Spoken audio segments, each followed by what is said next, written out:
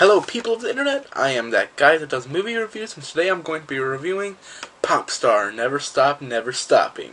At the time of me recording this, Popstar Never Stop, Never Stopping currently rests at a 6.7 on IMDb, a 68 out of 100 on Metacritic, and 77% on Rotten Tomatoes, which is average it's actually really good for a comedy. Now, Popstar Never Stop, Never Stopping, I'm just going to call it Popstar from the rest of this video, is directed by Akiva Schaffer and Jorma Taccone, and stars Andy Samberg, Jorma Taccone, Akiva Schaffer, the directors, Sarah Silverman. It's essentially The Lonely Island, they're SNL guys, I'm pretty sure. Yeah, they directed this. It's a musical. It's not a musical. It's a music movie. So, Popstar Never Stop, Never Stopping is about Andy Samberg's character. He plays a guy named Connor, or his hip-hop rap name is Connor for Real.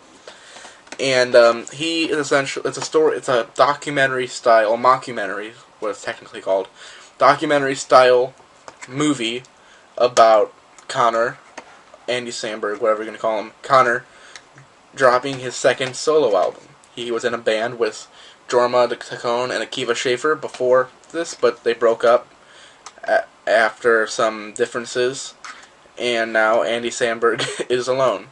And I'm pretty sure it's Jorma Taccone, one of the directors. He plays his DJ, who was in the original band, but kind of never really grew. He never saw that Andy Samberg was kind of a jerk, and so he plays the DJ of Connor's solo gig, and then the other guy, which is I'm pretty sure is Akiva, he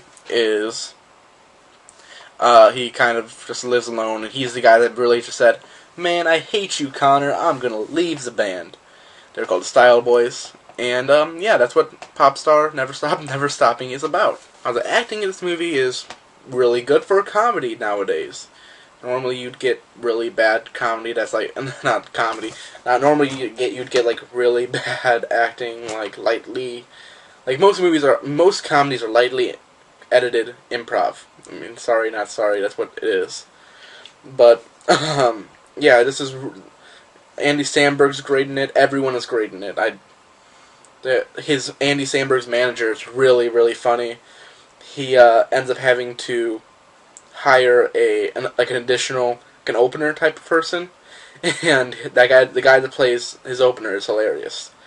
But it's obviously nothing Oscar worthy or anything like that, not even award worthy. But I did feel that the acting was pretty solid for a comedy nowadays. The cinematography is just a lot of talking to the camera. It's not something big or innovative. I mean, people have done mockumentaries before and done them better, but it's average.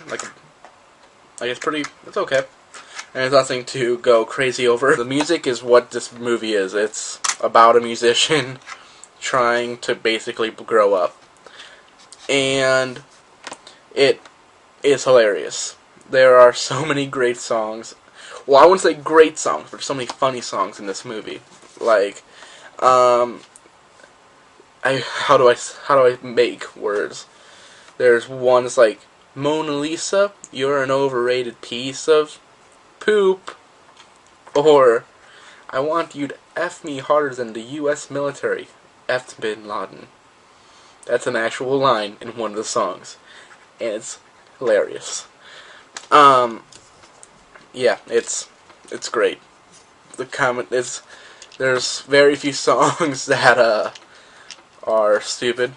There's maybe one or two that are like cringy, but such as the Equal Rights song.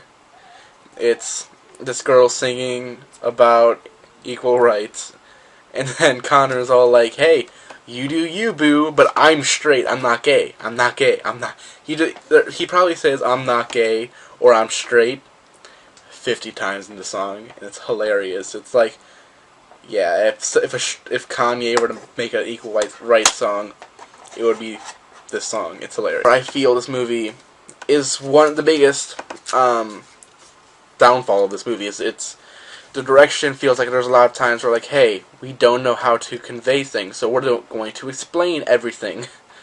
Yeah, there's a lot of explaining to the audience, but in a mockumentary you kind of have to have that because, yeah, I mean, there's only a couple times where it felt forced.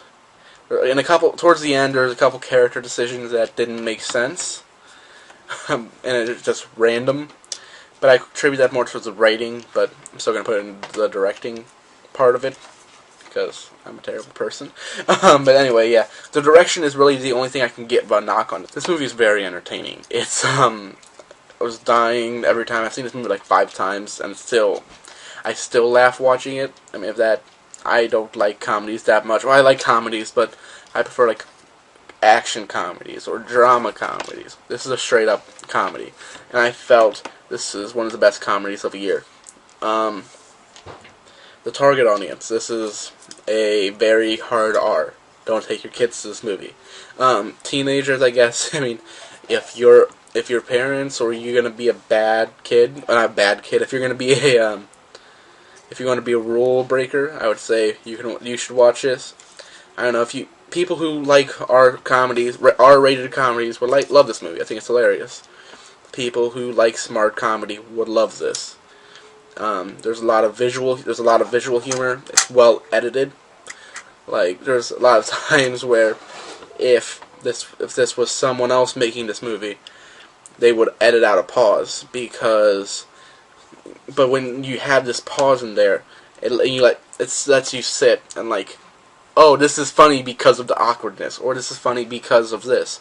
It lets you think, and while I don't think all movies should be like that, this is a movie that benefits from zooming in on a face that's like, what? No! And it's just like, it's like an over-the-top performance. Andy Samberg has a couple over-the-top moments. But, yeah, I'm not sure what part of the video I'm in right now. Now, overall, I really enjoyed this movie. My favorite part of the movie, there is a scene, I'm not going to spoil it, but, his album, so he releases his second album, he, reads the reviews, and they're terrible. He kind of gets depressed, and there's a scene involving bees. That's all I'm going to say. My favorite aspect is just how the music is so great. I loved it. My least favorite part there's a little dip where it gets a little slow. I don't want to spoil anything because it's towards the third act, which I felt was really stupid. And then my least favorite aspect was the direction. It just felt, there's parts that felt very it's like the studio got involved, and I just don't like when the studio gets involved. So, yeah, overall I'm going to have to give Popstar Never Stop, Never Stopping an A-. I hope you guys enjoyed my review of Popstar Never Stop, Never Stopping. I'm going to be posting some more reviews this week. I'm going to try to get one out tomorrow. I'm sorry I've been uploading late. I've been kind of busy. But after this, I'm going to be uploading a review for Deepwater Horizon. I had to pull up the list on my phone. I've watched a lot of movies recently, so I'm trying to kind of going to which ones I saw not last, but like which ones the farthest away. So it's been about a week since I've watched Popstar Never Stop. More like 2 or 3 weeks since I've watched Popstar. Next, Deepwater Horizon. And then I have The Accountant, La La Land, Nocturnal Animals, Suicide Squad, and Ghostbusters. I may throw in a review of a couple movies in between that. One of my friends, she is wanting me to watch, I believe it's called Dead Poets Society. It has Robin Williams in it, which I'm going to watch as soon as I finish editing this. So, yeah. Hope you guys enjoy. I'm that guy that does movie reviews, and I'll see you in the next one.